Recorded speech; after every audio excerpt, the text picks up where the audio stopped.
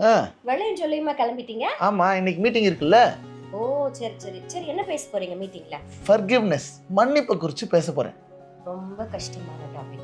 S, கஷ்டமான topic தான். ஆனா இந்த மன்னிக்கிறதுனால நமக்கே நன்மை நடக்குதுப்பா. சரிப்பா, ஒரு முறை கஷ்டப்பட்டு மன்னிச்சிடுறோம். ஆ. ஆனா அது நம்ம நினைவுல இருந்து போவே மாட்டேங்குது, திருப்பி திருப்பி வந்துகிட்டே இருக்கே. எஸ், எப்பெல்லாம் அந்த கசப்பான நினைவுகள் உங்களுக்கு வருதோ அப்பெல்லாம் நீங்க மன்னிக்கணும். ஆண்டவர் சொல்லியிருக்கிறார்ல, ஒரு முறை மன்னிக்கிறது இல்லை, 70 முறை மன்னிக்கணும் அப்படின்ட்டு ஆண்டவர் சொல்லியிருக்கிறார். வணக்கங்க. நீங்களும் மன்னிக்கிறதுனால உங்களுக்கு சந்தோஷமும் சமாதானமும் கிடைக்கும். Forgiveness is not a one time thing.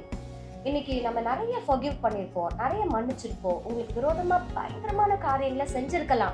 ஆனாலும் அந்த நினைவுகள் நம்மளை விட்டு போகிறதே இல்லைங்க. அப்பப்போ நம்மளுக்கு அந்த ஞாபகங்கள் வருகிறது.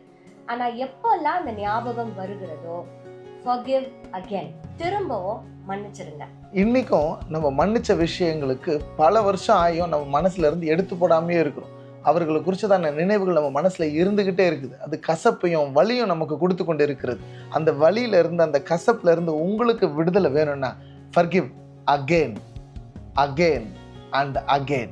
எத்தனை முறை இருந்தாலும் அது நினைவுல வரும்பொழுது மன்னிங்க, சமாதானத்தை பெற்றுக்கொள்ளுங்க. Have a nice day. God bless you.